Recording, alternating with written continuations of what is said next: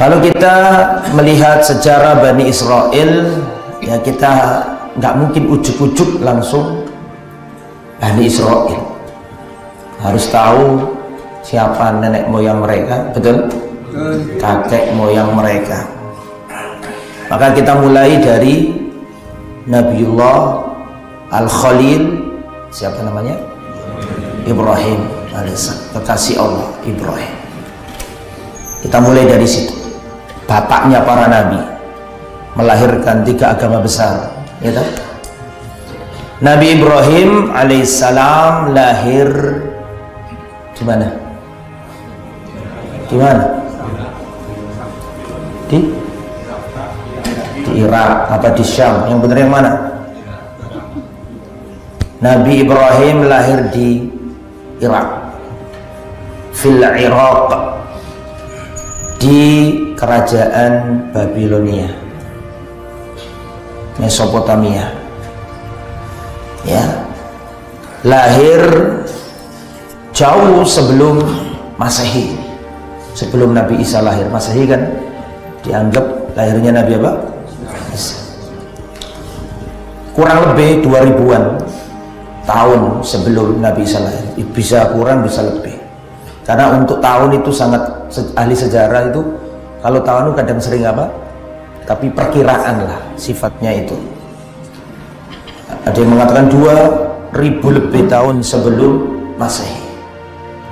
Di negeri Babilonia, yang mana negeri Babilonia tadi itu mereka secara keagamaan mereka adalah kaum pagan. Apa pagan itu? Pagan ini menyembah para dewa, dewa A, dewa B, dewa C, ya kayak bangsa Yunani kuno, ya, menyembah para dewa. Begitu juga dengan negeri Babilonia ini, mereka menyembah patung-patung, dan itu juga menjadi tradisi turun-temurun mereka. Lah bapaknya Nabi Ibrahim namanya siapa? Azar.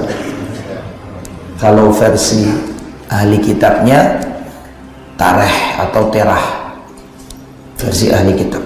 Sebab para ulama ada yang mengatakan itu 2 nama tapi merujuk ke satu individu.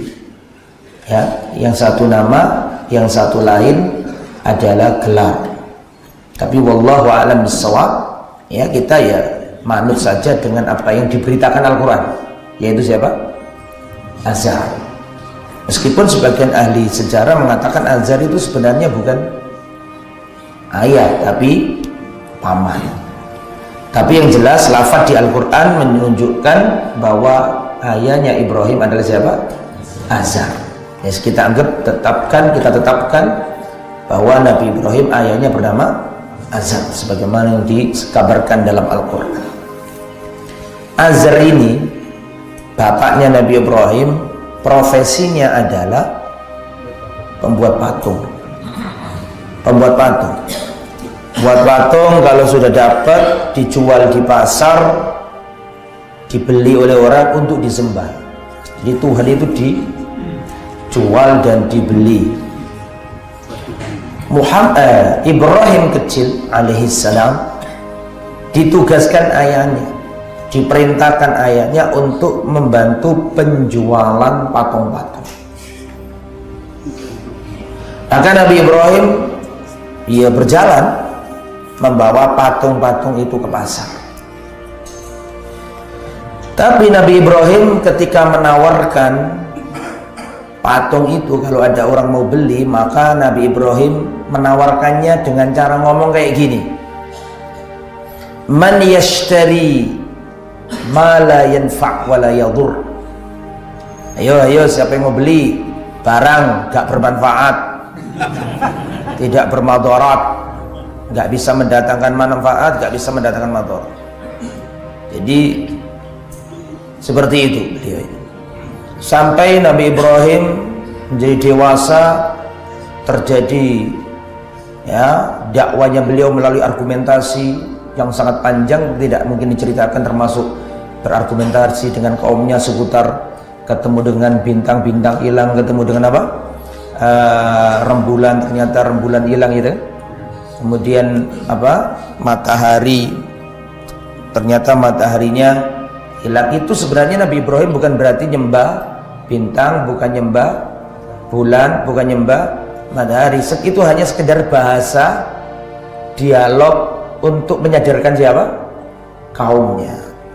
Sehingga puncaknya ini, kalau diceritakan detail panjang, karena kita ingin mengetahui nanti jalurnya Bani Israel dari mana. Sampai klimaksnya itu Nabi Ibrahim pada waktu itu diajak oleh keluarganya, kaumnya untuk mengadakan perayaan keagamaan mereka. Nabi Ibrahim berkata, inni sakim, aku sakit, jadi nggak mau ikut. Nabi Ibrahim berkata, inni sakim, aku sakit. Ketika orang-orang itu pergi semuanya, maka Nabi Ibrahim datang ke tempat penyembahan berhala-berhala. Kemudian tempat penyembahan berhala itu diporak-porandakan sama Nabi Ibrahim, dipecahi kabeh. Apanya dipecahi? Patung-patungnya dipecahi Nabi Ibrahim, kecuali satu patung yang tidak dihancurkan, patung sing paling gede. Setelah penduduk setempat tahu itu, mereka sudah punya kesimpulan, ini mesti Ibrahim ini. Maka Nabi Ibrahim dipegang, dicekel, dibawa ke pengadilan, bawa ke hadapan raja. Wahai Ibrahim, bukankah engkau, ya, kamu yang mecahi ini semuanya? Tahu nggak aku siapa yang mecahi ini semuanya? Nah, Nabi Ibrahim berkata apa? Bahwa yang melakukan ini, yang memecahi ini semua adalah yang paling besar. Ini sebenarnya mengajak argumentasi, mengajak mereka untuk berpikir. Maka mereka mengatakan, bagaimana ini patung kok bisa apa? Bagaimana bisa menjawab ucapan kita? Bagaimana bisa mencari? Ini sebenarnya cara Nabi Ibrahim untuk membatalkan argumentasi mereka. Ya, makanya kenapa kok kalian sembah? Puncaknya maka sang raja murka. Siapa rajanya namanya? Maka Nabi Ibrahim diperintahkan untuk dibakar hidup-hidup. Dibakar hidup-hidup. Tapi Allah Subhanahu wa taala menyelamatkan Nabi Ibrahim. Ya naru kuni bardan wa salaman ala Ibrahim.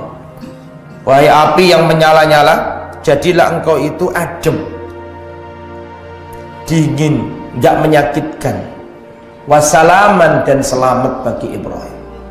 Dan dalam riwayat hewan-hewan pun ingin berusaha menolong Nabi Ibrahim memadamkan api tersebut. Hanya satu hewan yang nggak mau, ya jawab cicak. Rasulullah SAW memerintahkan kita untuk membunuh cicak dan ada fadilahnya. Singkat kata, Nabi Ibrahim alaihissalam akhirnya hijrah. Jadi hijrah itu termasuk syariat Islam. Jika tidak bisa menjalankan agama di suatu negeri, hijrah. Nabi Ibrahim hijrah beserta istrinya. Siapa istri beliau? Ya, siapa istrinya beliau? Siti Sarah. Ya, Sarah. Bahasa Arab kan nggak ada ra. Cuma kok sawangane Siti Sarah kok nggak keren blas. Akhirnya jadi apa? Siti Sarah. Maka sama Siti Sarah sama juga keponakannya Nabi Ibrahim. Siapa keponakannya Nabi Ibrahim? Nabi Lut. Nabi Lut alaihissalam, yang nanti diperintahkan oleh Allah Subhanahu wa taala untuk mendakwai kaum Sodom. Betul toh? Berangkat, negeri mana yang dipilih oleh Nabi Ibrahim sebagai tempat hijrah, darul hijrah? Negeri mana kira-kira? Mekah, apa Yaman, apa Mesir, apa Syam? Yang dipilih pendapat yang roji adalah Syam. Nabi Ibrahim pergi ke Syam. Ya, dan memang makamnya Nabi Ibrahim ada di Syam. Makamnya Nabi Ibrahim ya di Hebron Al-Khalil. Terlepas apa yang benar di mana, tapi di sana orang meyakininya. Orang Nasrani meyakininya di sana, orang Yahudi juga meyakininya di sana, orang Islam juga sebagian sudah terlanjur meyakini itu di situ. Wallahu a'lam bishawab. Tapi ketika Umar bin Khattab menaklukkan Baitul Maqdis, tanah Palestina, di situ sudah dianggap oleh ahli kitab itu adalah kuburannya siapa? Nabi Ibrahim. Sedangkan kalau masalah kabar-kabar dari ahli kitab itu kan jangan didustakan, jangan dipercaya. Bisa dipahami? Ya, jadi ya tidak menutup kemungkinan dia memang benar gitu. Ya. Wallahu a'lam. Tapi yang jelas sekarang itu yang dianggap kuburannya Nabi Ibrahim di kota di Al-Khalil atau kota Hebron. Saya pernah ke tempat situ. Jadi diblokade sama Israel. Orang Islam harus checkpoint masuk, dibagi dua, yang separuhnya dipakai sinagog, separuhnya dipakai masjid, yaitu Masjid Al-Khalil. Kembali ke materi. Jadi tinggal di negeri Palestina, di negeri Syam Nabi Ibrahim. Kemudian pada waktu itu ikhwatul iman, negeri Syam tertimpa paceklik. Nggak ada makanan, sehingga ini mengharuskan Nabi Ibrahim dengan istrinya, siapa namanya tadi? Sarah, untuk hijrah ke Mesir mencari ya makanan dan berdakwah. Kenapa kok Mesir? Karena Mesir adalah daerah yang dilalui Sungai Nil. Dan kita tahu ada sungai, insya Allah ada kehidupan, betul? Karena ada tumbuhan, ada pertanian, ya, hijrah ke sana. Di sana ternyata di Mesir itu ada raja, yang raja itu memiliki hobi yang unik, hobi yang apa? Aneh. Apa itu? Dia itu mencintai, kalau ada perempuan cantik maka dia ingin ambil istrinya orang itu, diambil dan nggak ingin dimiliki laki-laki kecuali dirinya itu. Maka orang itu ayu, orang itu diambil, bojone dipateni. Sarah ini perempuan yang tercantik di dunia. Iki mbak utinya Nabi Yusuf. Nabi Yusuf kan wong sing ganteng, di antara manusia yang paling tampan di muka bumi. Lagi mbak utinya, ngerti mbak uti? Mbah putrinya Nabi Yusuf siapa? Siti Sarah, cantik. Maka raja ini melihat Sarah langsung tertarik. Nah, Ibrahim sudah mendapatkan maklumat tentang hobinya siapa? Si raja.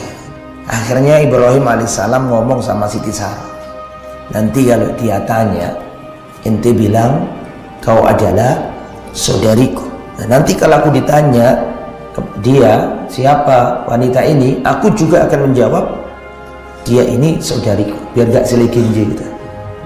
Maka ketika ditaruh di depan raja yang jahat ini, ya, Nabi Ibrahim ditanya, ya Ibrahim, man hadihi, siapa wanita ini?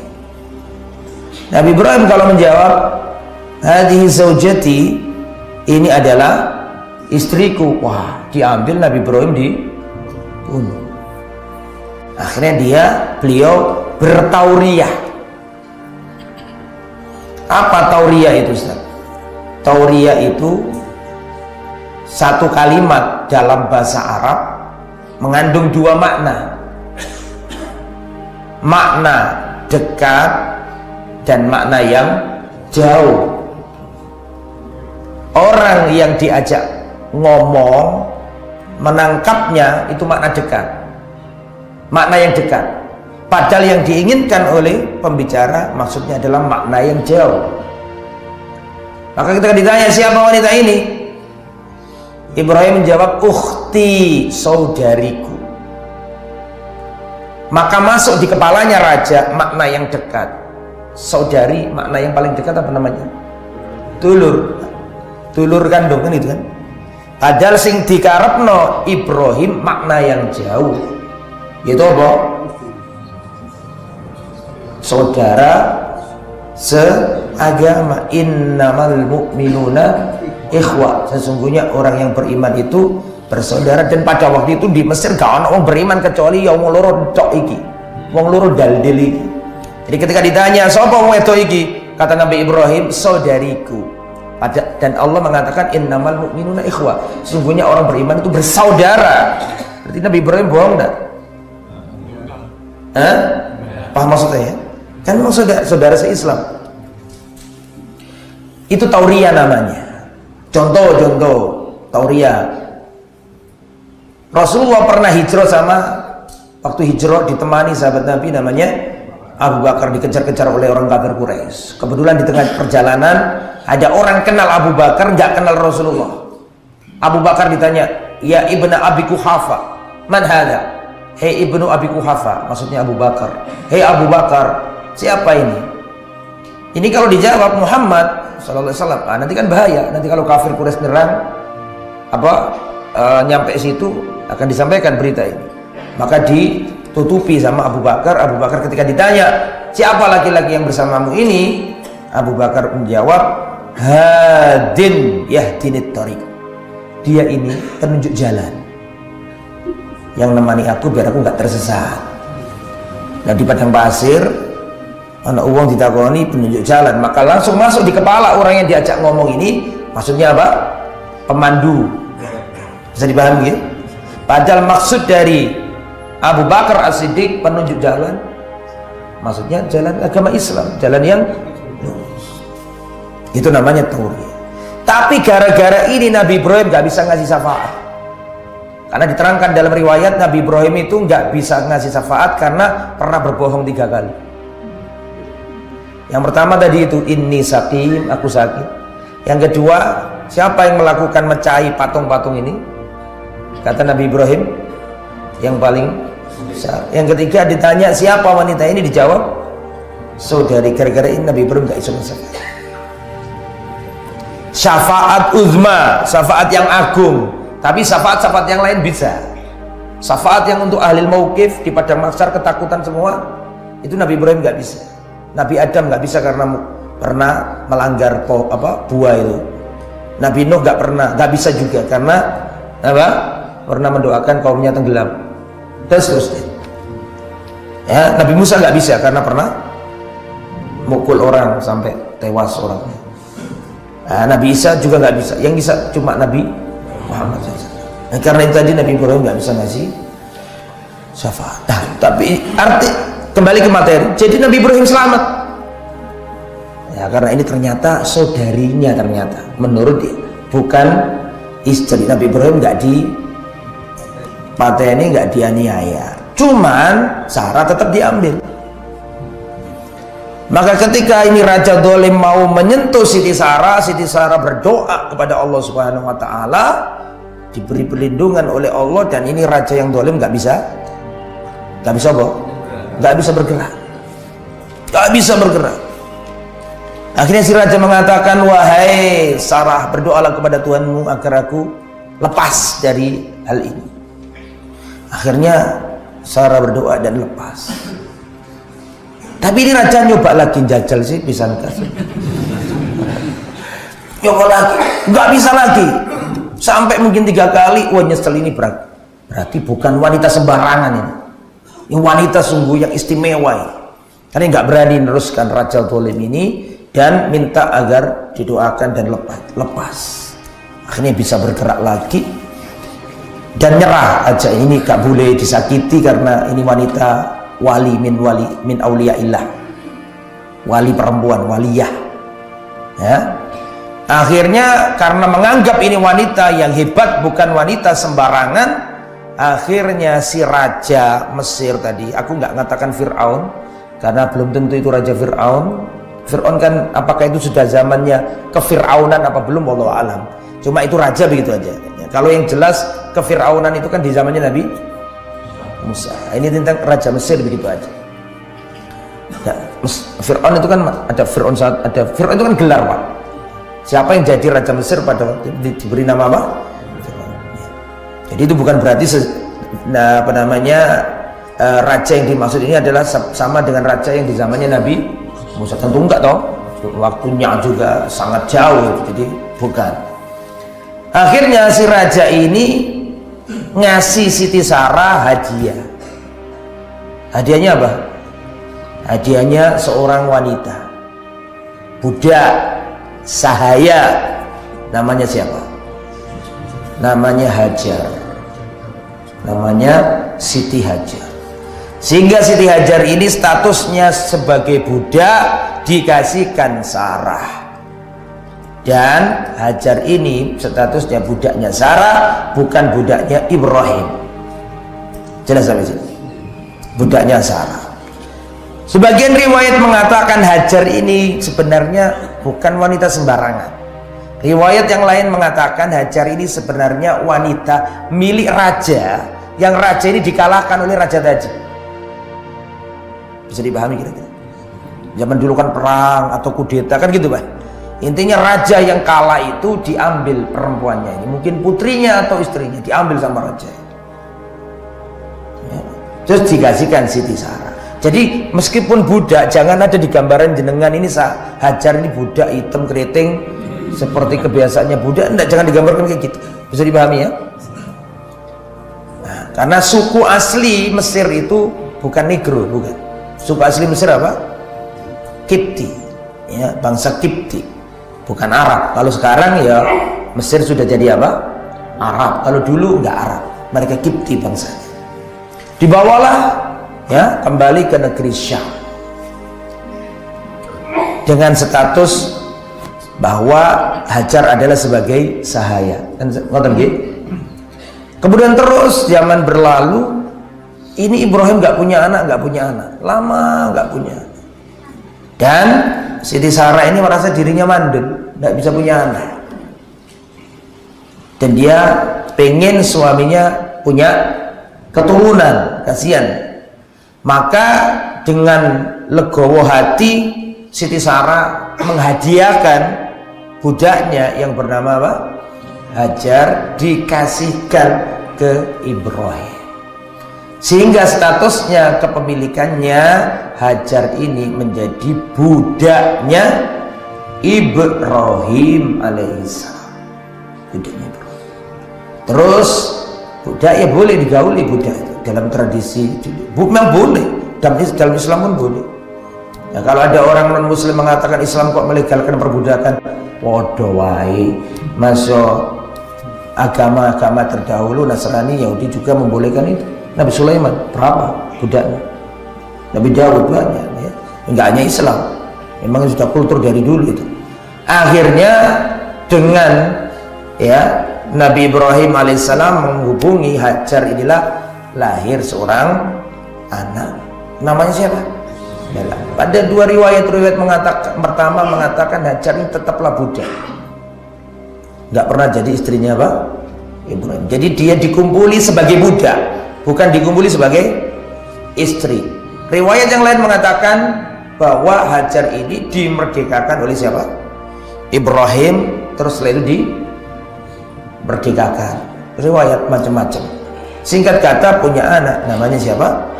Ismail. Nah, ketika lahir Ismailillah muncul kecemburuan pada dirinya Sarah. Momentu itu meskipun yo wayu gak apa-apa tak izini, padha wae. Tetap gak. Tetap pun harus jadi ya loro ati karo dulur madune ya gitu ya. Kayak ini. Maka terjadi kecemburuan dan gesekan yang luar biasa.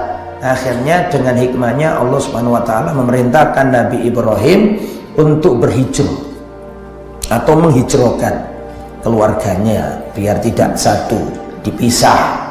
Maka Nabi Ibrahim yang aslinya di tanah Syam di utara hijrah ke negeri Mekah ke selatan. Kalau sampai lihat petanya ya, Syam ya Palestina, ke selatan ada Medina, Yathrib, ke selatan lagi ada Mekah, ke selatan lagi jauh ada Yaman. Maka Nabi Ibrahim berangkat dengan Siti Hajar plus anaknya yang masih kecil, jenenge siapa? Ismail alaihissalam. Kemana hijrahnya? Ke negeri Hijaz yang tandus, gersang, gak ada air, gak ada tetumbuhan. Tapi karena perintahnya Allah di situ, ya ke situ. Nabi Ibrahim nggak pakai protes, ya Allah iki leres ta niki kok kisah Mekah niki lho. Kok kayak betul kisah Surabaya. Ya tambah gak mungkin ya. Rabbana inni askantu min dzurriyyati biwadin ghairi dzi zar'in inda baitikal muharram. Ya Allah, aku tempatkan anak keturunanku di lembah yang tandus, yang gersang, inda baitikal muharram, di Baitullah. Loh, kok sudah ada Baitullah? Padahal katanya yang bangun Ka'bah itu Ibrahim sama Ismail. Tapi kok di ayat ini, ya Allah, aku tempatkan anakku, keturunanku di tempat yang tandus gersang, gak ada tumbuhannya, dekat Baitullah Muharram. Padahal sudah ada bangunannya, kan belum dibangun, cuman wis ono pondasinya. Nanti kalau Ismail wis rodok gede baru ditinggikan, nanti itu ceritanya. Setelah itu Nabi Ibrahim kembali, dibiarkan tuh siapa namanya, Siti Hajar sama Ismail. Nabi Ibrahim balik ke utara, yaitu ke Syam. Ini atas perintah Allah dengan hikmah yang sudah Allah tentukan, dan Nabi tidak bermaksiat kepada Allah.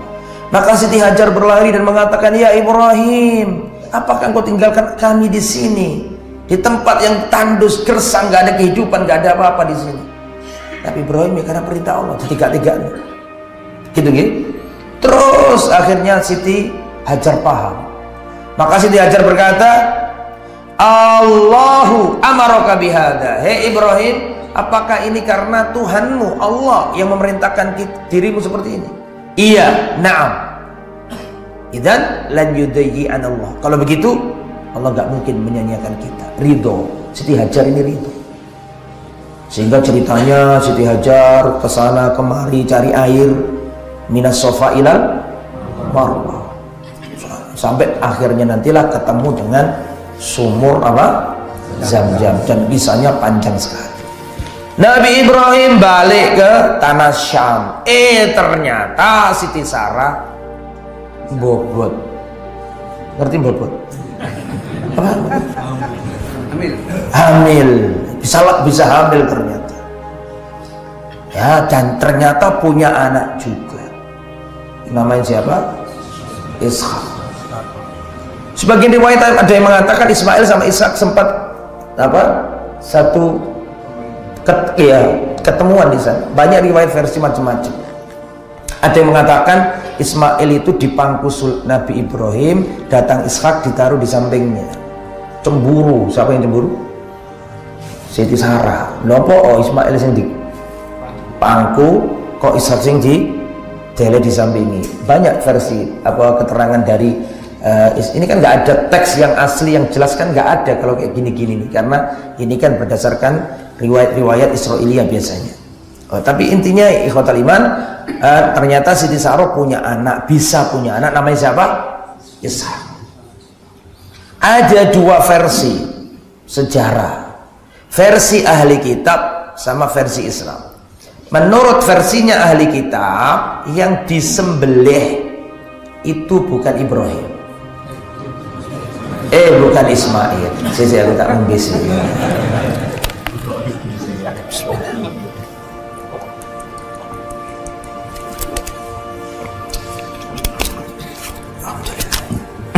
Jadi ada dua versi riwayat.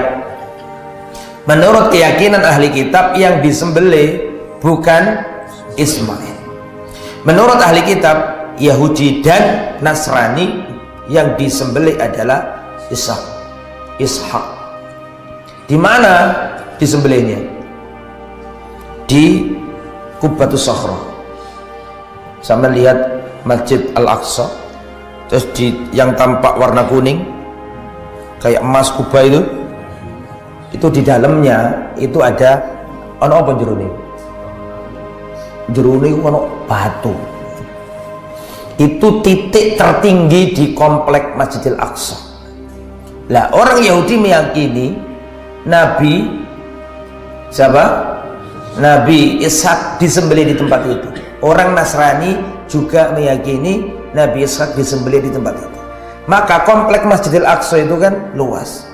Tapi di antara komplek itu yang paling berusaha diambil dan yakini orang Yahudi, yaitu yang Qubatus Sokhro, itu yang diincar.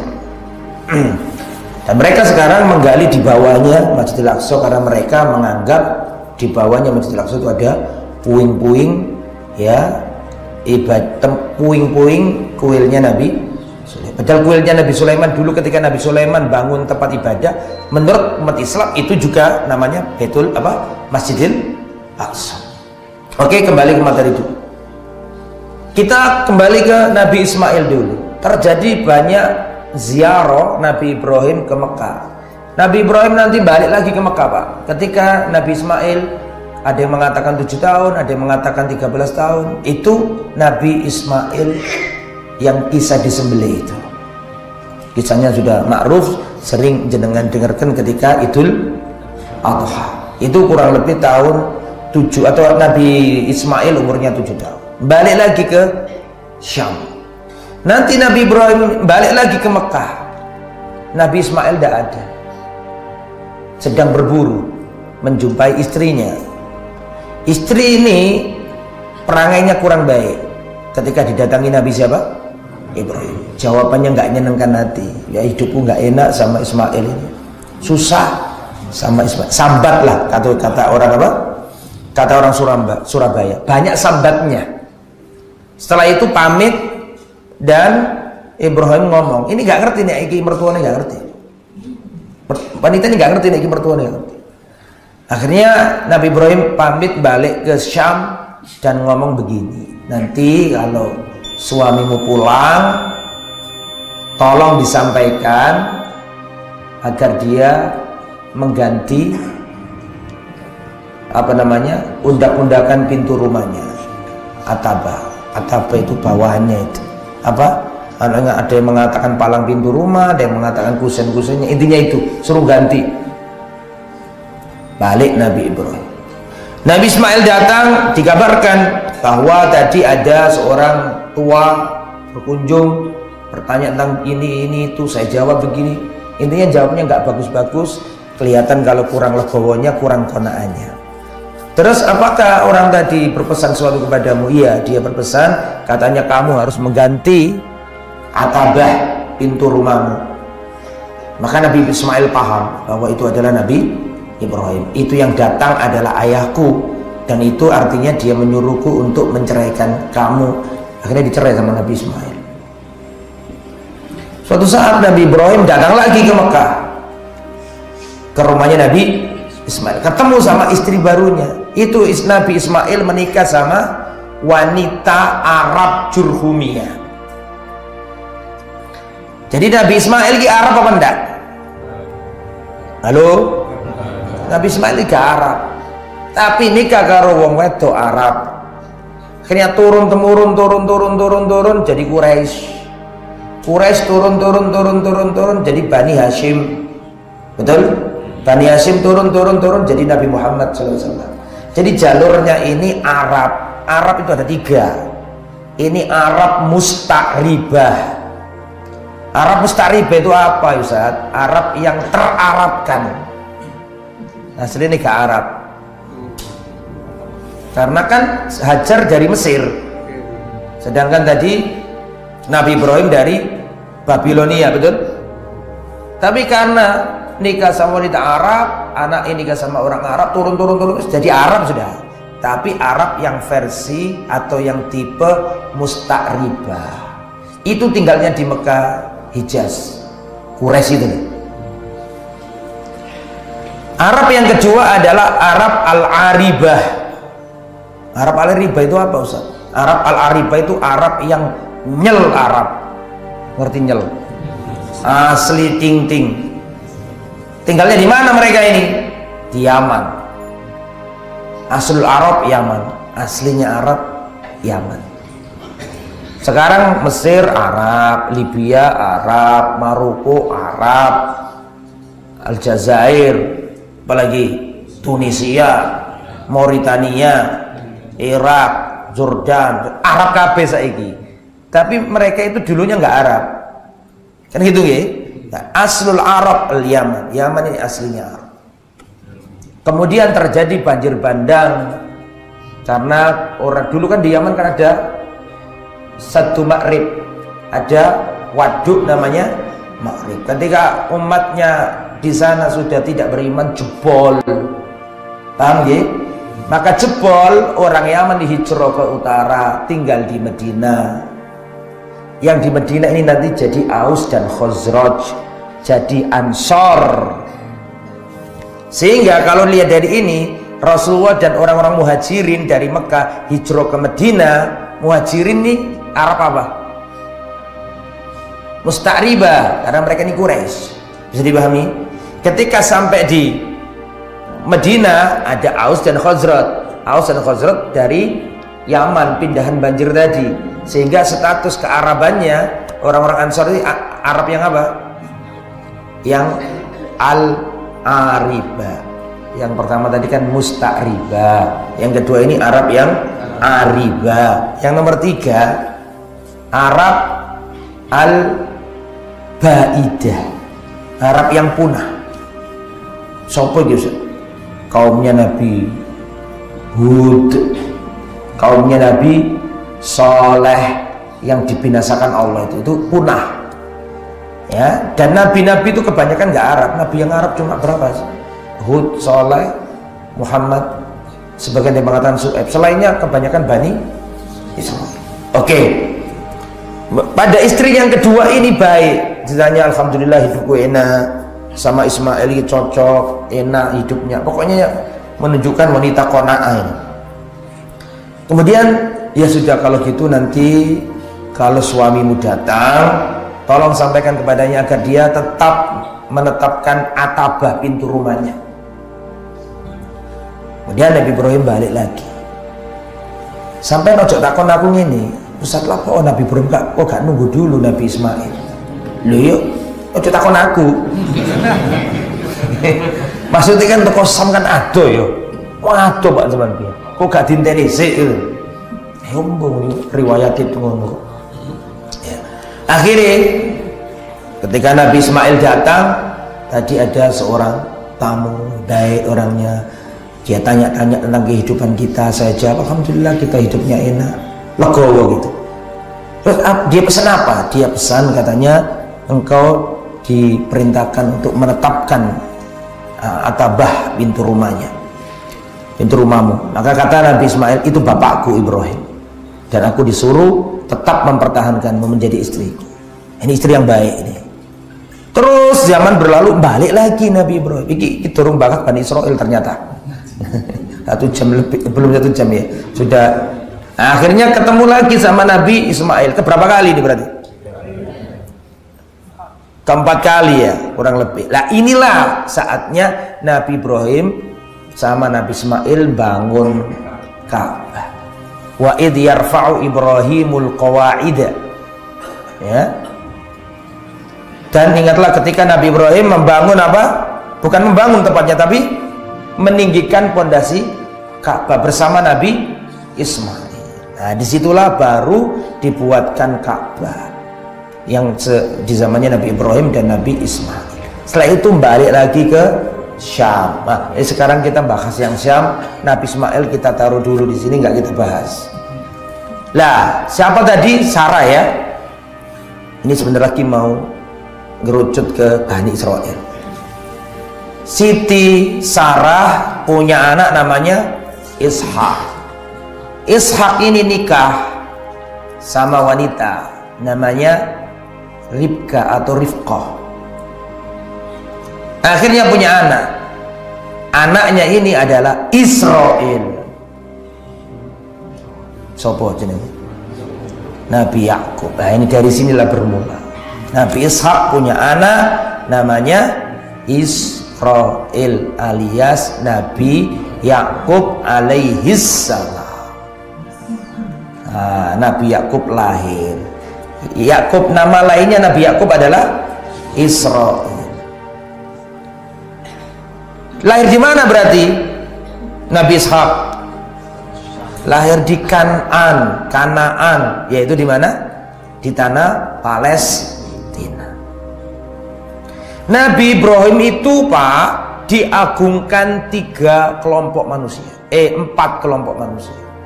Saya ulangi sebelum saya lanjut ke Nabi Ishak. Nabi Ibrahim itu diagungkan, diistimewakan 4 kelompok manusia. Siapa saja kira-kira? 1 bangsa Yahudi. Kenapa kok diagungkan? Ya soal Ibrahim itu baik Bani Israel. Betul tuh ya? Yang kedua, karena apa? Siapa yang mengagungkan? Orang Nasrani, Kristen. Yang nomor 3, Islam. Yang nomor 4 siapa? Kafir Quraisy. Kafir Quraisy. Saya mau tanya, kafir Quraisy itu mengakui nggak keistimewaannya Ibrahim? Mengakui loh. Kafir Quraisy loh masih melakukan haji. Mereka loh sunat. Kenapa kafir Quraisy kok sunat? Ngerti itu ajarannya Nabi Ibrahim. Mereka mengakui, cuman karena saking jauhnya jarak. Dan ya kemarin saya jelaskan, orang yang pertama kali mengubah ajaran Ibrahim menjadi ajaran penyembahan berhala. Dulu bangsa Arab tauhid Pak, mengagungkan Nabi siapa? Ibrahim. Terus ada seorang namanya Amr, siapa? Luhai. Itulah yang pertama kali apa? Mengubah penyembahan itu. Akhirnya jadi penyembah berhala. Tapi mereka ngerti sosok yang istimewa jenenge siapa? Termasuk sunat itu kan ajarannya Nabi. Semua orang kafir Quraisy sunat. Bahkan Abu Jahal, Abu Lahab sunat tetap. Mereka juga haji, betul? Dan haji juga ajarannya Nabi. Jadi Nabi Ibrahim itu diagungkan 3 komunitas manusia, Yahudi, kemudian Nasrani, kemudian Islam, kemudian kafir Quraisy. Di antara 3 ini, Yahudi, Islam, sama Nasrani, yang paling tidak begitu memuliakan adalah yang nomor 3. Yang nomor 2 apa? Nasrani. Nasrani tidak begitu. Kenapa? Karena Nasrani itu lebih tersentralkan ke sosok tokoh namanya Yesus, Nabi Isa alaihissalam. Makanya kurang. Berbeda dengan Yahudi dan berbeda dengan apa? Islam dalam memuliakan Nabi Ibrahim. Akhirnya Ishak ini Pak menikah. Kok Ishak? Ishak sudah menikah tadi ya, punya anak jenenge siapa? Yakub. Nabi Yakub ini masih boleh diteruskan? Ya, sedikit lagi insyaallah. Nabi Yakub ini punya paman. Paman berarti pamannya ini dari ibu. Berarti saudaranya siapa tadi? Salah Pak. Tadi kan Nabi Ishak menikah sama perempuan namanya siapa tadi? Ribka atau Rifqa. Rifqa itu punya saudara, berarti kan pamannya Nabi Yakub. Aja bingung. Namanya Laban. Bukan Lakban. Nah, Laban. Nabi Yakub ini, Israel alaihissalam ini waktu berkunjung ke rumah pamannya yang bernama Laban itu, Nabi Yakub itu melihat putrinya pamannya itu cantik. Namanya Rahel. Bahasa Arabnya Rahil. Mungkin kita bilangnya Resel lah. Rahel ya, Rahel. Rahel. Karena tertarik sama misanannya sendiri, kan boleh menikah dengan misanan dalam, boleh. Maka dia ngomong sama pamannya, wahai pamanku, aku ingin menikah dengan putrimu namanya yang Rahel itu. Lu boleh ponakanku, tidak apa-apa, tapi kamu harus kerja dulu bersama aku 7 tahun. Itu biasa, itu tradisi zaman dulu. Kayak Nabi Musa juga kan gitu kan, disuruh apa? Kerja dulu, kerja sama pamannya sampai 7 tahun, terus ngomong paman sudah waktunya. Oh iya, nggak apa-apa nikah. Ternyata nggak dinikahkan sama Rahel, dinikahkan sama saudarinya Rahel, namanya Lia. Padahal sih dipingini siapa? Rahel. Loh paman, aku pengen sama Rahel, kok dikasih Lia? Gini wahai ponakanku, tradisi kita ini gak boleh dulur nom ngelangkai dulur tua. Loh kok pada karo wong Jawa? Tak kira ono sumberi dari sini ternyata. Tradisi kita kan kasihan Mbak Yunya nanti. Ya akhirnya gimana ya? Akhirnya diterima sama siapa? Nabi Israil alaihissalam. Padahal Israil, Nabi Yakub ini sebenarnya pengen sing siapa? Pengen yang Rahel. Gimana lagi? Diterima. Tapi cintanya sama Rahel.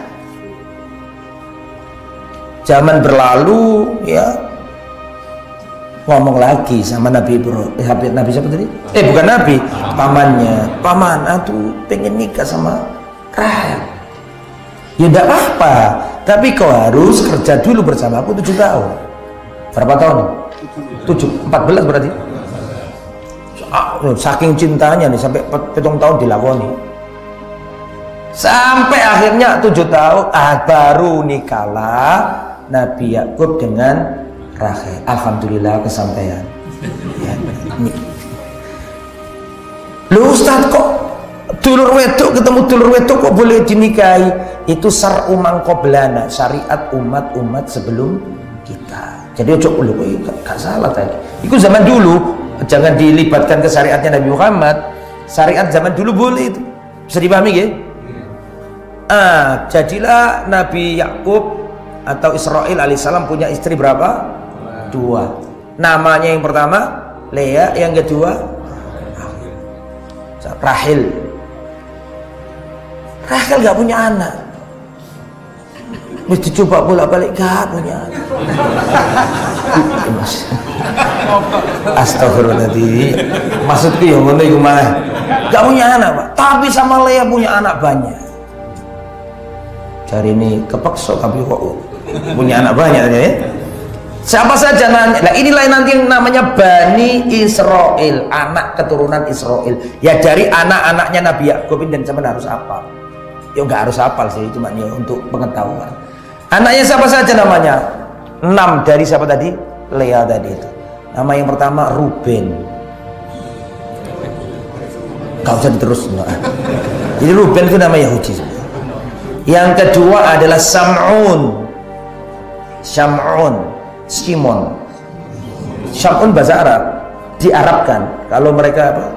Orang nyebutnya Simon. Nah, itu makanya Perdana Menteri Israel namanya Simon Peres. Diambil dari leluhurnya, mereka nggak lupa loh dengan leluhurnya. Sam'un Peres. Simon Peres. Yang nomor 3 Lewi. Ada celana namanya celana apa? Itu diambil dari situ. Levi dari situ. Terus yang nomor 4 Yahuda. Itu nanti anak keturunannya jadi apa? Yang nomor berapa nih? 5 Zebulon. Yang nomor 6 Isakhar. 6 kan? 6 Isakhar. Dari satu wanita 6. Tapi Rahel gak punya anak. Padahal yang dicintai Nabi Yakub sebenarnya apa? Kan gak punya anak. Lah Rahel ini karena nggak punya anak, dia punya budaknya dikasihkan Yakub, dikasihkan ke Israel. Budaknya namanya Bilha. Bilha ini budaknya siapa tadi? Rahel, dikasihkan ke Israel, punya anak. Berarti nomor berapa ini? 7. Namanya Dan. Kemudian punya anak lagi dari budak ini, Naftali. Perdana Menteri Israel yang sekarang ini, sebelum siapa nih? Netanyahu kemarin ini. Pemilu kan kemarin kan sempat kalah Netanyahu. Sebelum Netanyahu kemarin Naftali. Sekarang Naftali kalah. Balik ke siapa? Dijamin lagi. Itu Naftali. Kemudian yang Lea nggak terima, Lea juga punya budak. Dikasihkan juga, karena enak Nabi Yakub ini punya, dikasihkan Nabi Yakub, namanya Zilpah. Punya anak lagi, berarti keberapa sama berapa ini? 9-10 ya.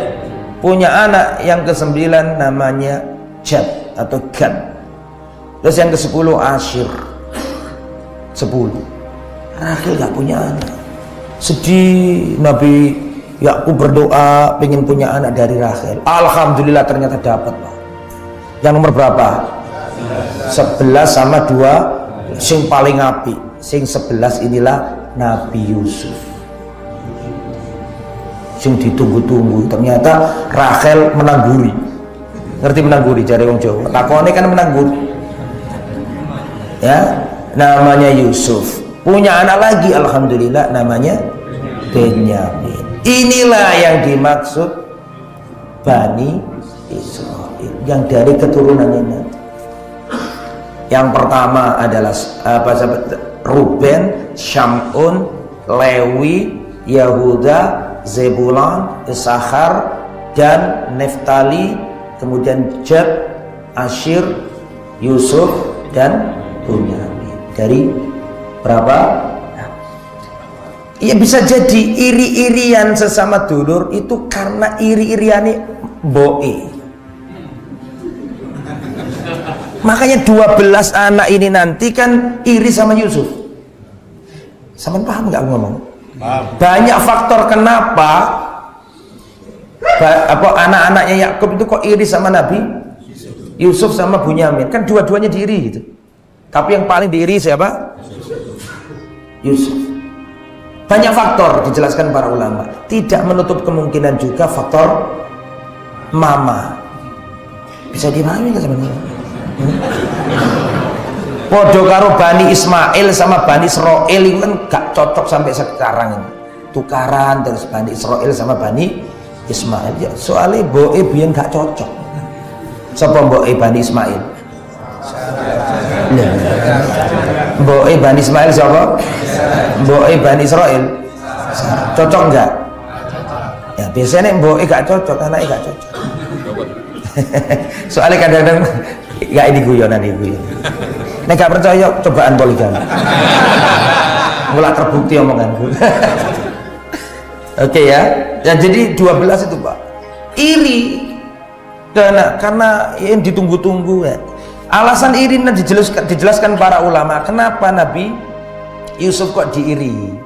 Sebelum diiri, kembali dulu ke materi bahwa tadi kan 7 tahun ditambah 7 tahun nih. 6 tahun ini masih di situ Nabi siapa? Yakub. Setelah 6 tahun nanti Nabi Yakub atau Israel ini alaihissalam bangun Masjidil Aqsa. Jaraknya Mekah, Ka'bah yang ditinggikan Nabi Ibrahim tadi, yang bangun Nabi Ibrahim, betul, sama Nabi Ismail. Lah yang Masjidil Aqsa dibangun cucunya Ibrahim.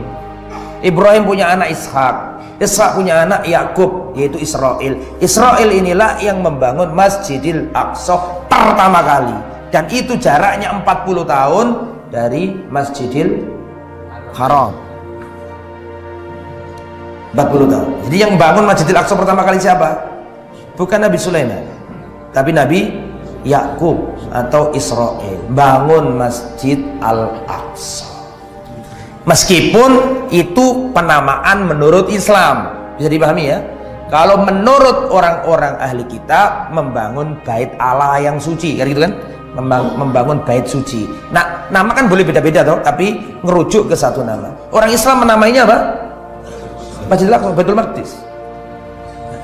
Sekarang ini tempat yang dinamakan Masjidil Aqsa, yang sampean kalau lihat fotonya kan ada komplek begitu.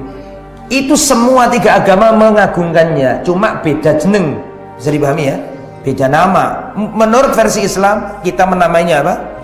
Masjidil Aqsa. Menurut orang Nasrani namanya Bukit Suci atau mohon maaf Bait Suci di situ itu. Nanti orang Nasrani, orang Yahudi juga punya keyakinan nama sendiri, Bukit Zion di situ itu. Kita nggak bahas itu. Intinya Nabi Yakub apa? Membangun Masjid Al-Aqsa. Kemudian anak-anaknya Bani Israil tadi itu kurang seneng sama Nabi Yusuf. Hasad. Kenapa? Ada banyak faktor yang membuat hasad. Di antaranya karena mereka menganggap atau merasa Nabi Yakub ini nggak adil. Menurut mereka loh ya. Karena dianggap sayangnya lebih kepada Yusuf ini. Itu dalil Pak, sampaian jangan sampai pilih kasih kepada anak. Dan itu menyakitkan. Nabi Ibrahim itu nabi, nggak mungkin pilih kasih, nggak mungkin nggak adil. Itu saja ketika anaknya merasa orang tuanya pilih kasih, bisa menimbulkan efek sejahat itu. Apalagi kalau orang tua bener-bener pilih kasih, itu bisa bunuh-bunuhan anaknya itu. Bisa jadi nggak wawu sepanjang masa. Betul apa enggak? Asli ini dulu gak ada masalah, tapi berhubung saudara emaknya, bapaknya mengutamakan yang satu terus diutamakan, itu nanti lambat laun anak yang kedua akan benci kepada anak pertama, atau sebaliknya. Karena perlakuan orang tua yang tidak adil. Makanya jangan pilih kasih kepada anak. Kalau kamu nggak tahu kalau kamu mati mana di antara anakmu yang paling bermanfaat bagi dirimu, kau nggak tahu. Bisa jadi anak yang kamu kasih terus itu nggak bermanfaat. Makanya Al-Quran mengatakan harus takrobu, panta'dilu, hendaknya kalian melakukan apa? Keadilan. Huwa aqrabu littaqwa. Karena anak yang kita cintai, yang minta kita banggakan, kalau kita sudah sakit-sakitan, justru anak sing tidak kita, malah justru dia yang taat. Makanya nggak kena dia yang kena. Kalau Nabi siapa? Yakub ini tidak curang, adil, itu saja anaknya merasa ya ada pilih kasih, menimbulkan efek sejahat itu. Maksud saya loh ya. Apalagi kalau orang tua memang sudah pilih, efeknya pasti negatif. Itu pelajarannya maksud saya. Jangan pilih kasih kepada anak, samakan anak, adil dengan anak. Dan adil juga nggak mesti sama ya, tapi harus menunjukkan keadilan itu dirasakan oleh anak-anak kita. Nah, sekarang kenapa Nabi Yakub kok rasa cintanya kepada Yusuf lebih? Kenapa? Satu, banyak faktor. Bisa jadi ya karena ini anak yang paling muda.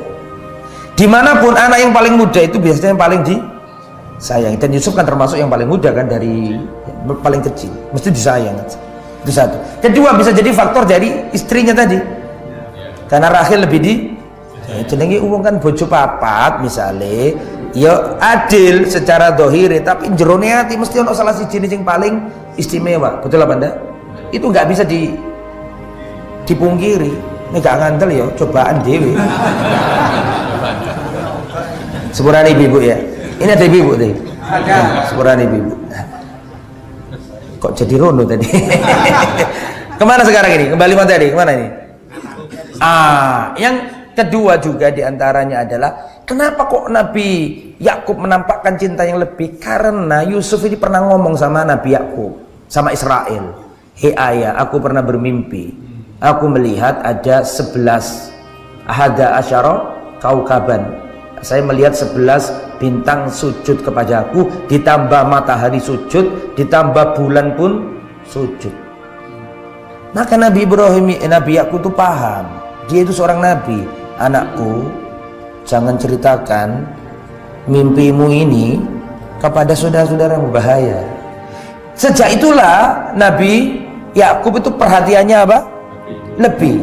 Ini gak disenangi sama anak-anak yang lain, sehingga anak-anak yang lain tuh terjadilah apa yang terjadi, mengajak Nabi Yusuf untuk apa? Berburu, ya kan, main. Kemudian mereka membuat makar dan tipu daya. Mereka ada yang mau bunuh, jangan. Dulu dewi, ya kumang, ya Sampun, ya Ruben, ya siapa lagi tadi? Ya Lewi, ya Yahuda, ya Zebulon, ya Isakhar, ya mati itu. Ya mau, tapi ada yang mengatakan jangan dibunuh, kita masukkan saja dimasukkan ke sumur. Setelah itu pakaiannya Nabi Ismail Yusuf diambil, dicampur dengan darah, damun kadib, darah apa? Hewan. Setelah itu dibawa ke ayahnya. Wahai ayah, kita tadi main, ternyata Yusuf dimakan serigala. Ini buktinya benar. Saya mau tanya, itu Nabi Yakub tahu nggak kalau mereka berbohong? Tahu. Apa indikasinya? Apa indikasinya kok Nabi Yakub tahu mereka berbohong? Karena pakaiannya itu nggak robek. Kok iso berlumuran darah, dimakan serigala, kok tidak robek? Itu dalil sesempurna kejahatan mesti ada kelemahannya. Ya termasuk kisah Sambo kemarin itu. Ya, tetap ketahuan, tidak ada skenario yang sempurna. Betul ya? Tahu Nabi Yakub aslinya. Nah kemudian ada kafilah, betul ya? Kafilah sampai jam berapa ini? ini belum sampai 2023 ini. Jadi kan rencana sampai 2003 sampai perang sekarang ini. Ya. Tapi insya Allah dikit lagi ya. Kalau ada kegiatan boleh untuk keluar, saya izinkan. Kalau memang ada yang sampai mana tadi? Ya. Kata sampai mana tadi itu penting untuk mengingatkan kembali.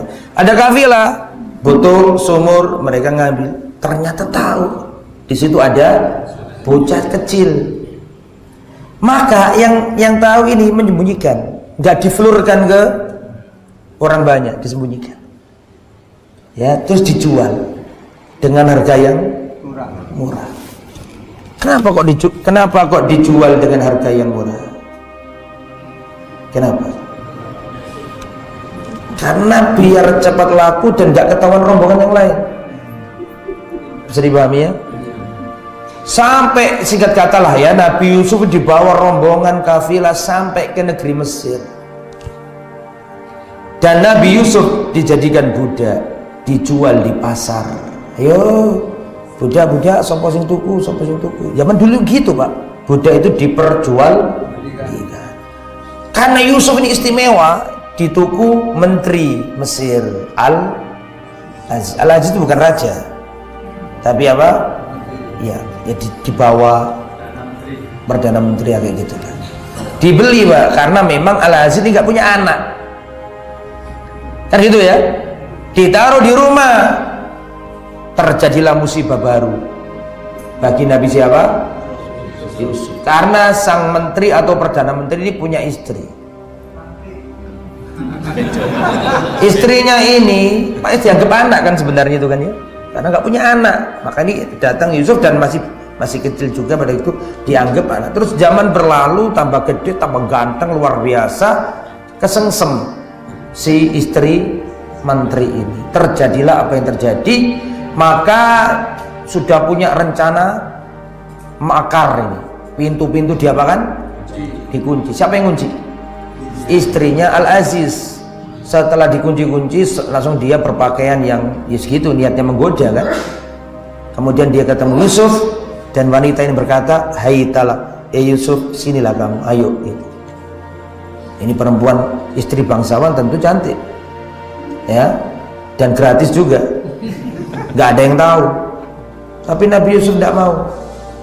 Nabi Yusuf ngerti, aku nggak mungkin berbuat jahat kepada orang yang mengasihi aku, yaitu Al-Aziz kan itu ya. Maka Nabi Yusuf tidak mau. Nabi Yusuf lari ke arah pintu, betul? Pertanyaannya, kenapa Nabi Yusuf itu kok lari menuju pintu? Padahal Nabi Yusuf ngerti itu kuncinya terkunci, itu pintunya terkunci.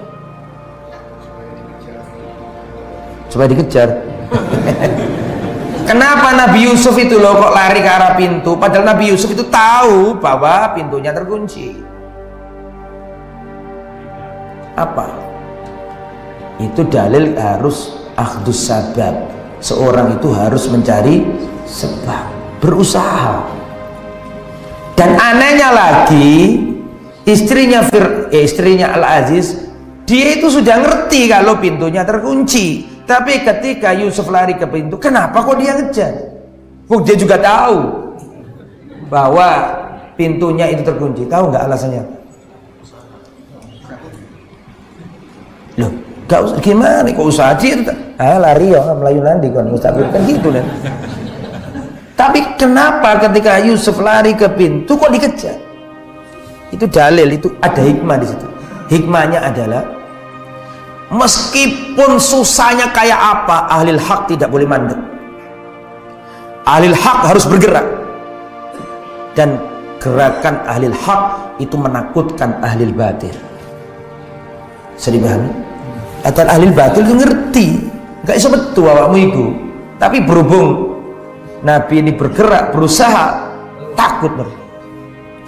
Jadi gerakan ahlil haq itu membuat takut ahlil batil. Maka ahlil haq tidak boleh diam. Bisa dipahami saya? Seberapapun sulit dakwah tetap harus jalan. Misalnya, alhamdulillah biasanya dimudahkan.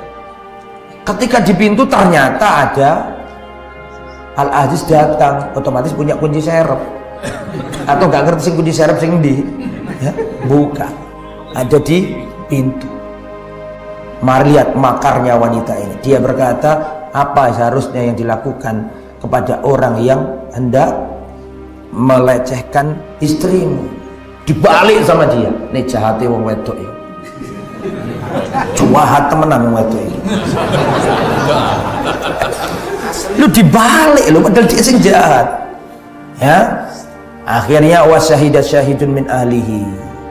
Ada saksi di keluarga situ. Ada yang mengatakan bayi, bocah kecil. Ada yang mengatakan kerabatnya wanita ini. Lihat, kalau bajunya sobek dari depan, wah ini berarti Yusuf yang merkosa. Tapi kalau bajunya Yusuf terkoyak dari apa? Belakang, berarti sing wedok, sing jaluk. Ternyata dijumpai apa? Sobek dari belakang. Berarti saya mau tanya ke antum. Berarti Al-Aziz ngerti nggak nek bojone sing salah? Tapi lihat yang dilakukan Al-Aziz ini justru menjebloskan Nabi Yusuf ke penjara, dan dia tidak bisa menceraikan istrinya padahal dia tahu bahwa istrinya salah. Padahal kan pejabat gelem wedok sak iso-isoe ya cerai cari yang lain. Tapi kenapa laki-laki ini kok justru menjaga kehormatannya, marwahnya? Si Yusuf di penjara, istrinya dimaafkan, bahkan terus dalam rumah tangga. Kenapa kok gitu? Tahu nggak alasannya?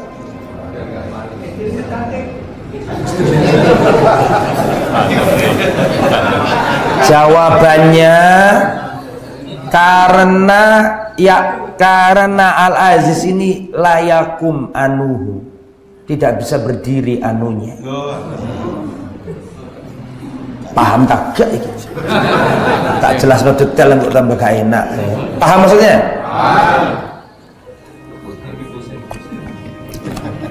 Kalau sih gak paham loh, apa berdiri? Dalam riwayat itu nggak bisa itu Pak, berdiri, makanya nggak doyana. Makanya dia nggak cemburu, wong dia sendiri nggak punya. Itu sebagian ulama mengatakan seperti itu. Akhirnya dibiarkan. Nabi Yusuf dijebloskan ke penjara, Pak Sakno. Nabi Yusuf ternyata di penjara itu ada temannya. Berapa orang? Cerita yang saya bawa ini saya ambil dari kitab ini.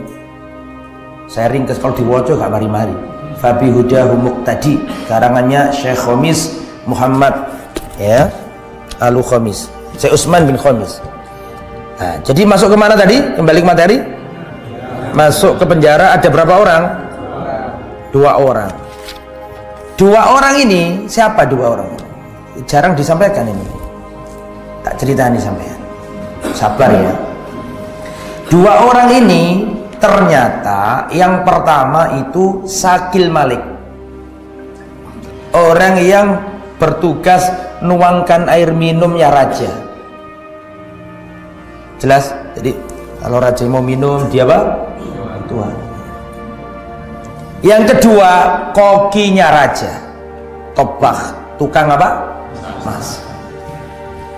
Loh Ustadz kok bisa? Kok dua-duanya di penjara? Ceritanya begini. Raja zaman dulu itu kan banyak musuhnya, betul? Bisa dari kerajaan lain, bisa tokoh bisa musuh dalam selimut yang berusaha merebut kerajaannya, dan biasanya kerabatnya atau perdana menterinya atau panglima perangnya. Makanya zaman dulu Pak, panglima perang yang hebat itu dibunuh. Zaman dulu itu gitu. Panglima perang kalau terlalu hebat, rajanya takut karena mereka menguasai militer. Bisa dipahami ya? Kadang-kadang dikasih tugas yang paling berat supaya mati. Itu biasa zaman dulu itu kan, gak ono senat, gak ono DPR, gak ono legislatif.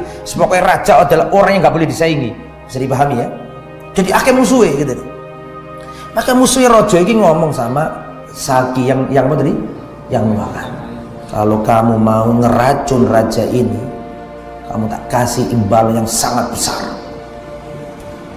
Saki ini orangnya baik, tidak mau, enggak. Dia itu rajaku, aku akan melayaninya dengan baik. Saya nggak mau dengan rencana busuk, nggak mau. Karena juru minumnya nggak bisa dia apa? Lobby suap, maka kemana? Ke tukang masak. kalau kamu mau membunuh raja, kamu saya kasih imbalan yang sangat banyak. Gelem. Yang tukang masaknya ini gelem. Otomatis tahu nggak rencana busuk ini, diketahui nggak sama yang tukang nuang tadi? Tahu lah. Maka ketika sang tukang masak ini menyuguhkan makanan, gak tega melihat rajanya. Akhirnya sing tukang menuangkan air tadi ngomong sama raja, wahai baginda, jangan kau makan ini, jangan kau makan makanan ini, karena ini ada racunnya. Marah rajanya, dipanggil sang koki ini, kenapa kamu mau meracun aku? Dusta wahai baginda, justru minuman itu yang beracun. Jahat, ini jahat bisa nih. Satu tok sing jahat. Sing jahat yang nomor berapa? Nomor 2. Kokinya yang jahat. Nah, raja kan bingung sing endi iki, cocokno karo racune karo. Wis karo-karo di penjara wae.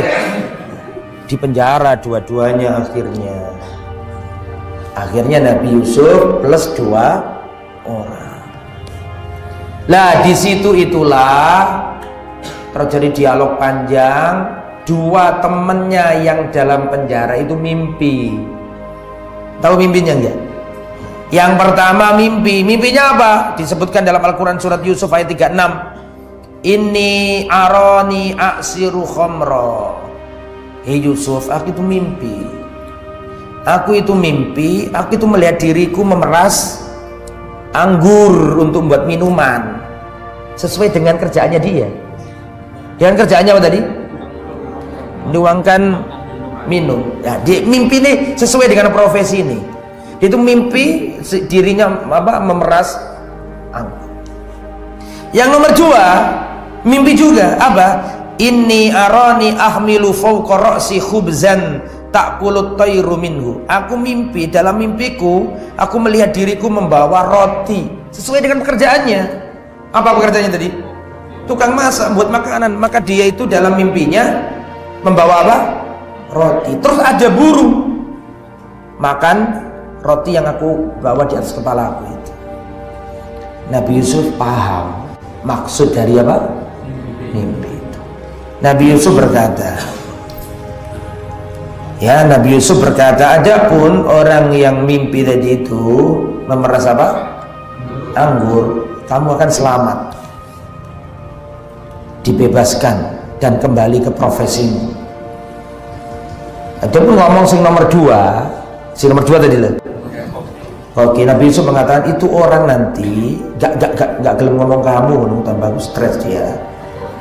Bangga ya, itu nanti akan ada orang yang akan dihukum mati, disalib, dan ketika disalib nanti ada burung-burung yang mematoki apa? Kepala. Wallah, terbukti omongannya Yusuf itu. Bener-bener raja tadi mengadakan apa jenenge, diteliti minuman sama apa tadi? Disuruh dicoba ke hewan atau apa gitu. Akhirnya ini sing jahat sing koki. Akhirnya pelayannya dibebaskan, yang penuang air, sing kokinya dieksekusi mati, disalib, dan sesuai mimpinya ada burung yang mematoki apa? Habis mati situ. Lah, pelayan inilah yang ngomong ke raja. Wahai raja, di penjara itu ada orang terdolimi. Paham saya? Namanya Yusuf. Ini orang baik-baik sebenarnya. Tapi karena didolimi sama istrinya siapa tadi? Perdana Menteri, dia di penjara. Dan dia ini punya keistimewaan. Apa keistimewaannya? Bisa mentakwil mimpi. La qadarallah, ternyata itu raja juga mimpi. Skenarionya Allah Subhanahu wa taala. Apa mimpinya? Mana mimpinya tadi itu?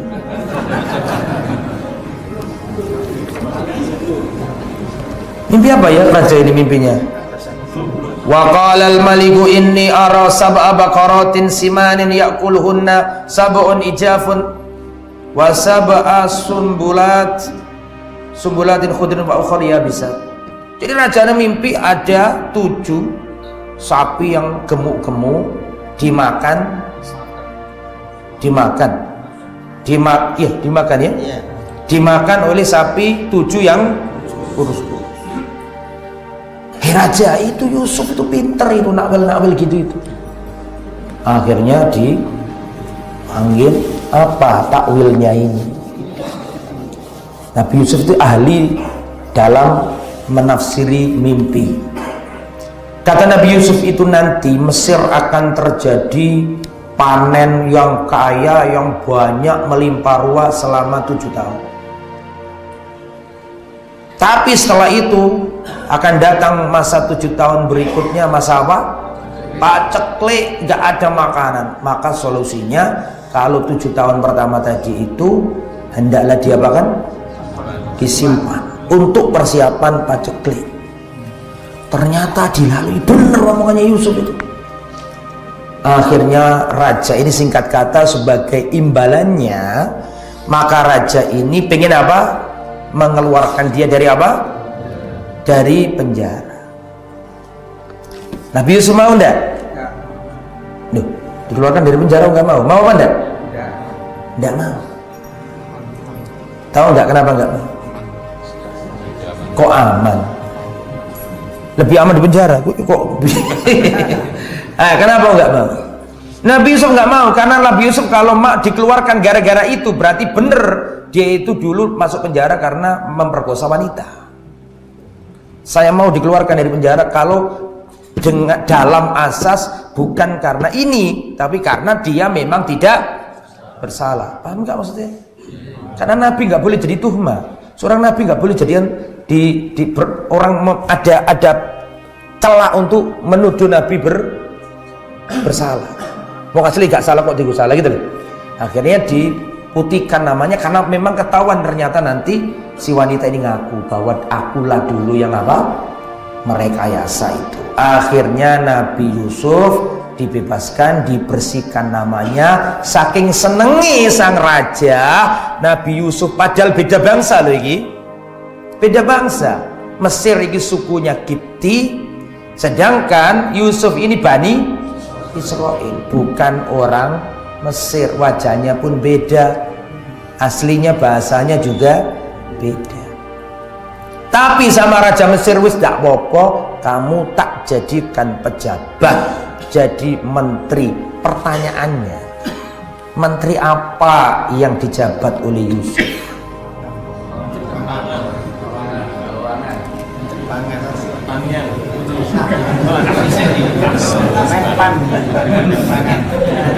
Ayo, menteri urusan pangan, bulog apa?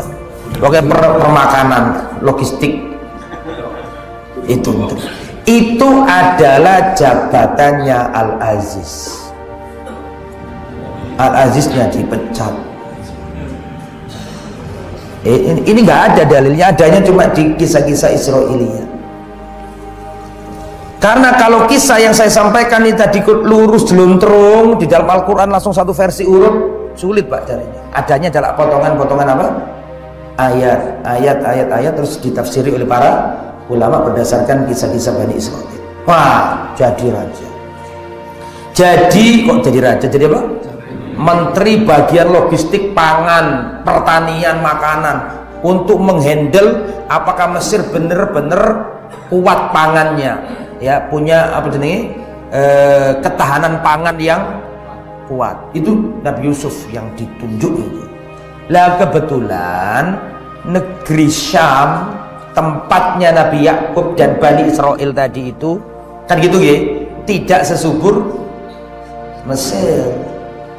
Bayangan nih kalau Mesir aja terjadi paceklik panjang, apalagi Syam. Logikanya pada waktu itu kalau kita lihat tata buminya, apa pola buminya, Mesir lebih apa? Subur, ada sungai Nil. Sehingga Nabi Yakub menyuruh anak-anaknya pergilah kemana? Ke Mesir untuk cari makanan. Berangkat semuanya. Mereka butuh makanan. Sampai di Mesir, Nabi Yusuf lihat, lihat dulur-dulurku, gila, sampun nih, loh, ikan Lewi, tahu ya, lagi Yahuda ini, loh, ini Ruben, dulure kape, Bunyamin nggak ikut. Ya itu jelas anak-anak yang pertama-tama yang kuat-kuat itu sudah gede, sing cilik-cilik dong. Loh, sama lihat peta itu loh, antara Syam Palestina dengan Mesir kan deket banget. Ya tapi deket ya tetap jauh ya. Maksudnya di situ kan ada Gurun Sinai dan ke Mesir itu. Akhirnya ikhwatul iman tahu. Mereka gak mengenali Nabi Yusuf, subhanallah, gak kenal mereka ini.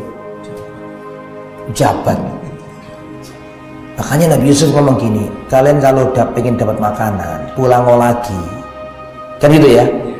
Ajaan saudara kalian. Seayah. Siapa maksudnya itu? Balik. Gak dapat apa-apa. Ngomong ke Nabi, aku wahai ayahanda, kita ini nggak dikasih makanan sampai kita harus membawa saudara kami. Nah, Nabi Yakub kan bingung dulu. Nabi Yusuf sudah dicemplungkan ke sumur, ojo-ojo iki anakku situ angkat dipateni pisan. Ragu-ragu Nabi siapa? Ya, tapi diambil sumpah bahwa kami tidak akan berbuat dolim lagi, kami bersumpah setia akan membawa Bunyamin kembali pulang. Makanya sekarang Perdana Menteri Israel namanya Benyamin Netanyahu itu mereka nggak lupa Pak, leluhur mereka. Kita saja yang lupa dengan ajaran kita, mereka nggak lupa, mereka jaga itu. Kalau ahli batil bisa kayak gitu, ahli hak harusnya lebih bisa. Akhirnya apa yang terjadi? Dibawa Bunyamin. Tahu Nabi Yusuf, ini adikku, anaknya siapa? Rahel. Sedangkan yang lain anaknya seperti Lea. Akhirnya apa yang terjadi ikhwatul iman? Nabi Yusuf bagaimana caranya agar apa tadi? Adiknya Bunyamin ini nggak balik kemana? Ke Mesir. Nggak balik ke Syam, agar tetap di mana? Di Mesir. Caranya beliau membuat rekayasa. Apa rekayasanya? Memasukkan barang kerajaan ya. Cangkir atau piala dimasukkan ke wadahnya siapa? Bunyamin. Kemudian Nabi Yusuf atau menyeru ya bahwa ada pencurian gitu kan. Disuruh stop semuanya kafilah-kafilah yang mengambil makanan. Suruh stop, diperiksa. Maka saudara-saudaranya Nabi Yusuf mengatakan nggak mungkin kami niat di sini baik-baik dari negeri asing datang ke sini kami membuat makan, nggak mungkin kami membuat kerusakan di tempat ini, nggak mungkin kami mencuri, nggak, tetap harus diperiksa. Setelah diperiksa ternyata ketemu itu barang di miliknya Bunyamin. Takut saudara-saudaranya Nabi Yusuf. Kenapa kok takut? Wis kadung sumpah setia kepada bapaknya. Wahai tolong, wahai Al-Aziz, wahai menteri, tolong kami saja yang ditangkap, tidak apa-apa, asalkan adik kami ini jangan, biarkan dia pulang sama saudaraku, saya wakili. Ono sing ngomong-ngomong. Kata Nabi Yusuf, ma'adallah, nggak mungkin kita menghukum orang yang nggak bersalah, tetap dia yang harus dihukum. Akhirnya Benyamin mandek, nggak boleh balik. Dulu-dulu Riman balik, dulu balik kabeh. Sebelum balik gergeten ya, saudara-saudara Yusuf itu marah dan berkata kepada siapa tadi? Bunyamin kok pencuri. Akhirnya mereka ngomong ya, ngomongnya apa? Perhatikan penting ini jarang dikupas. In yasriq faqad sarqa akhun lahu min qabl. Saudara-saudaranya Yusuf berkata, in yasriq faqad sarqa akhun lahu min qabl. Surat Yusuf ayat 77. Kalau Bunyamin ini nyuri, nggak heran karena saudaranya dia dulu pernah mencuri. Sopo itu maksudnya? Sayang kan? Ada Yusuf di situ. Ketika Bunyamin tertangkap basah dianggap mencuri, dianggap mencuri, dan mereka sudah putus asa tidak bisa membawa Bunyamin pulang, bisa dipahami? Tiba-tiba mereka ngomong gitu. Kalau saudaranya mencuri, nggak heran karena saudaranya dia dulu juga pernah mencuri. Padahal di situ ada Nabi Yusuf. Berarti yang dituduh mencuri siapa? Kalau Bunyamin mencuri, nggak heran karena dulu saudaranya dia, siapa jenenge? Juga pernah mencuri. Pertanyaan saya, kenapa Nabi Yusuf kok dituduh mencuri? Mencuri apa? Sing serius dah. Saman pernah dengar kisah ini? Kenapa Nabi Yusuf kok dituduh mencuri? Di situ ada Nabi Yusuf, tambah dipanasi Nabi Yusuf. Mentoloi wong iki. Mereka nggak kenal Nabi Yusuf. Kalau dia mencuri gak heran, karena dulu dia Yusuf dulu juga pernah mencuri. Terus ditolimi, bisa dituduh bisa. Kenapa? Jawabannya ada 3. Ini jarang disampaikan. Alasan pertama, kenapa Nabi Yusuf kok dituduh mencuri? Karena dulu Nabi Yusuf itu pernah mengambil berhalanya kakeknya. Kakeknya Yusuf namanya siapa? Laban. Nah, berarti beliau konsentrasi. Sampaian konsentrasinya ke Laban aja kok. Tadi kan saya katakan Nabi Yusuf punya ayah namanya Yakub. Betul kan? Yakub punya ayah namanya Ishak. Ishak punya mertua kan? Namanya siapa tadi? Laban. Berarti statusnya Laban kan masih eyangnya siapa? Nabi. Dalam riwayat dikatakan dia mencuri terus dipecah. Ya nggak mungkin Nabi Yakub punya berhala, itu nggak mungkin. Itu maksudnya tadi tuh. Itu pendapat pertama. Pendapat yang kedua, jadi ceritanya panjang ini. Sebentar lagi saya sudahi aja karena nggak mungkin selesai sampai 2023, itu masih lama ya.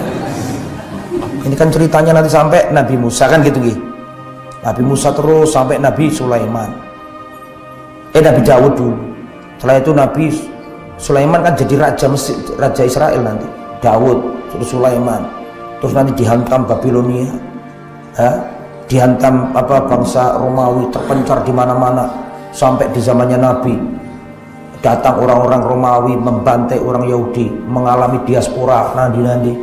Oh, dawa cerita nih, Bani Israel lari ke Eropa, lari kemana-mana, muter-muter gak punya negara, didolimi sana sini, sampai terjadi Hitler, Nazi, di bumi hanguskan sama Hitler kan gitu kan. Lo yang gak punya kerajaan kemana-mana kayak uang gak jelas. Sampai tahun 48 karena bantuan dari Inggris. Ojo ikut dawa ini kembali ke mana tadi? Gak mungkin satu pertemuan, ini mungkin 2 atau 3 pertemuan kalau mau detail ya. Wes mari ya, mana? Dikit lagi. Ada berapa tadi? 3. Yang pertama mencuri berhalanya siapa tadi? Laban, bapaknya Rahel. Betul gak? Yang kedua, iki dawa, ambekan gede nek cerita. Ceritanya begini. Nabi Ishak itu punya anak tidak hanya Yakub. Jelas ya? Yakub itu punya saudari perempuan. Berarti bibiknya Nabi Yusuf, betul? Ini nggak punya anak. Sedangkan kebalikannya Yakub anaknya akeh. Betul? Maka saudarinya nggak punya anak. Dia ngomong sama Yakub, andai sampean anaknya wakeh, aku gak duwe anak.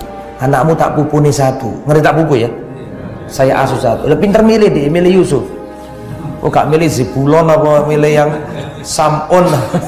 Yang dipilih yang Yusuf, yang paling ganteng. Dipilih. Ada perjanjiannya adalah nanti kalau anaknya sudah besar harus dikembalikan ke siapa? Yakub. Jadi cerita Nabi Yusuf itu kecil gak enak. Sakno. Tapi akhirnya enak kan gitu nggih. Nanti saya sampaikan itu. Akhirnya apa yang terjadi? Fatal iman, kembali ke materi kemana tadi? Bibinya Nabi siapa? Yusuf gak punya anak, mengambil Nabi Yusuf untuk diasuh sebagai anak angkat. Bisa dipahami gitu? Diasuh tambah gede, tambah ganteng, tambah luar biasa. Akhirnya terus dianggap anak dewi, gak tega dan gak rela kalau kembali ke Yakub. Sedangkan masa kembalinya sudah hampir tiba, sampai selesai Nabi Yakub ngomong, wahai saudariku, kembalikan Yusuf, sudah waktunya kembali. Bingung ini, karena dia sudah terlanjur apa? Nabi Yusuf itu disenangi wong akeh, tapi senengane wong akeh membuat beliau menderita. Serius, nanti saya jelaskan. Nabi Yusuf disenangi wong, dan sing nyenengi gak wong sembarangan. Disenangi wong itu fitnah. Nabi Yusuf sudah melakukan itu. Nabi Yusuf itu dicintai putrinya Nabi. Nabi Yusuf dicintai Nabi. Nabi Yusuf dicintai istrinya menteri. Sing ngintai Nabi Yusuf gak wong sembarangan, tapi membuat beliau menderita. Cinta-cintanya orang hebat itu membuat beliau sengsara. Cintanya manusia itu tidak selamanya menimbulkan kenikmatan. Nabi Yusuf mengajarkan kita seperti itu. Pertama, cintanya anaknya Nabi. Siapa maksudnya? Anaknya Nabi Yakub. Si perempuan ini loh maksudnya. Perempuan kan anaknya Nabi Yakub toh. Dicintai putra kok maaf, bukan anaknya Nabi Yakub, keliru. Nabi Ishak, putrinya Nabi Ishak, betul ya? Dicintai putrinya Nabi Ishak, maksudnya bibinya gitu ya. Dia membuat rekayasa gimana caranya agar Yusuf gak balik ke Yakub. Membuat rekayasa. Apa rekayasanya? Dia mengambil talinya Ishak, tali apa? Sabuknya Nabi Ishak. Ini sabuk peninggalan istimewa miliknya keluarga. Ditaruh di tempatnya Yusuf. Ditaruh di tempatnya apa? Yusuf. Terus dia memaklumatkan, hei alu Ishak, wahai keluarga Ishak, sabuknya Ishak dicuri. Dicari-cari orang banyak, ternyata ketemu di tempatnya Nabi. Inilah makna dari kalau dia mencuri, dulu saudaranya pun pernah mencuri. Maksudnya siapa? Padahal gak mencuri. Rekayasa sama si bibi ini. Akhirnya Ibrahim, ini anakmu iki ngelakoni ini, jadi hukumannya nggak boleh kepada dirimu sampai kepada kudu. Sehingga Nabi Yusuf ini nggak bisa balik ke Nabi Yakub sampai mati bibitnya. Ketika bibitnya mati, baru Nabi Yusuf bisa kembali ke Nabi Yakub. Baru kembali muncullah tragedi yang memilukan tadi. Itu apa? Dicemplungkan. Makanya ikhwatal iman, kisah Yusuf mengajarkan kepada kita bahwa dicintai orang-orang hebat itu membuat beliau menderita. Dicintai putrinya Nabi, dicintai Nabi, dicintai oleh istrinya menteri. Semua cintanya orang hebat-hebat itu membuat beliau sengsara. Dan para ulama mengatakan, ya, atau gak usah dulu, kembali ke materi biar cepat selesai. Akhirnya apa yang terjadi ikhwatal iman? Kan dituduh mencuri tadi ya. Yang ketiga sekarang, kenapa kok dituduh mencuri? Yang pertama nyuri patung, yang kedua nyuri sabuk, yang ketiga itu kisah nggak ada. Tapi sengaja saudaranya itu sekedar ngomong begitu aja menuduh Nabi Yusuf apa? Mencuri. Nggak ada cerita nih, nggak pernah mencuri, sekedar ngomong. Oh nggak heran nyuri, dulu yang nyuri juga. Padahal enggak, sekedar apa? Omongan untuk menjelekkan Nabi Yusuf. Nabi Yusuf manggil di hatinya saja. Akhirnya apa namanya? Pulang. Kemudian apa yang terjadi? Bapak ngelapor bapaknya, disuruh kembali lagi ya kan, dari tempat yang apa? Berbeda-beda. Ternyata sama Bunyamin ditaruh di sampingnya, baru tahu. Nah, singkat kata, kakak Bani Israel ini, ya anak-anaknya Nabi Yakub tahu, lah anta Yusuf, loh kamu kan Yusuf, ini Ibrahim, baru tahu. Nah, akhirnya sudah dimaafkan, kamu antum tolak, dan mereka menyadari dulu dia salah. Mereka disuruh pulang membawa bajunya Nabi Yusuf, kasihkan ke ayah kita. Sopo jenenge? Ya. Ketika sampai maka kok lakban. Sampai maka apa namanya? Bajunya diapakan? Diusapkan. Akhirnya Nabi Yakub balik. Karena beliau nangis terus waktu ditinggal siapa tadi? Buta beliau. Akhirnya balik, waras, sembuh. Terus semuanya disuruh balik sama Nabi Yusuf. Jadi suruh balik, suruh ke Mesir semuanya, hijrah. Sehingga seluruh Bani Israel, perhatikan saya, seluruh Bani Israel meninggalkan tanah Kan'an, tanah apa? Palestina. Dan itu pun nggak bisa dikatakan bahwa 12 orang itu menguasai tanah Palestina, karena pada waktu itu tanah Palestina sudah ada manusianya secara, itu kan cuma keluarga tuh, cuma berapa orang, padahal Palestina itu kan luas. Diisi oleh suku apa? Suku Kan'an. Suku apa? Kan'an. Akhirnya mereka hijrah semuanya ke tanah Mesir. Ketika ketemu sama Nabi Yusuf, mereka sujud semuanya. 11 orang sujud plus Nabi Yakub plus istrinya. Coba lagi. Rahel, ojo lali jenenge. Akhirnya sujud kabeh. Inilah takwil, inilah mimpinya Nabi. Ustadz kok boleh Ustadz sujud kepada manusia, kan gitu ya? Ini syariat umat terdahulu dan ini bukan sujud ibadah. Ini syariat umat yang terdahulu, ini sujud penghormatan. Itu umat terdahulu. Sehingga beranak pinak Bani Israel hidup di mana? Yes.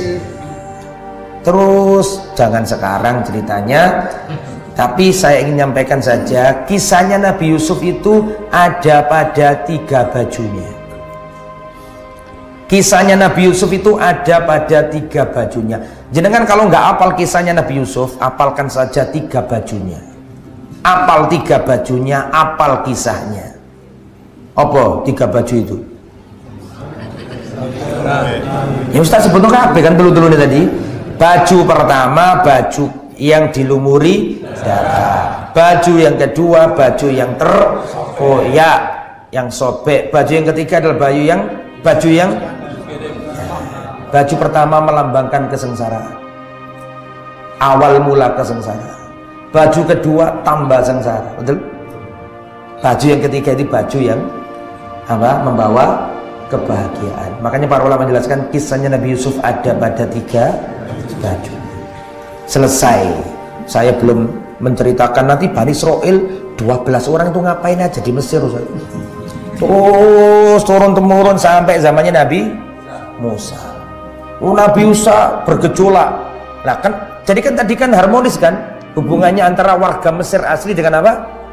Israel. Bahkan orang Israel ditunjuk sebagai apa? Bani Israel ditunjuk sebagai. Nah kenapa nanti kok Musa sama Fir'aun, Bani Israel sama Fir'aun kok keras? Itu apa sebabnya? Kenapa kok tidak seperti zaman pendahulunya raja yang akrab dengan Bani Israel?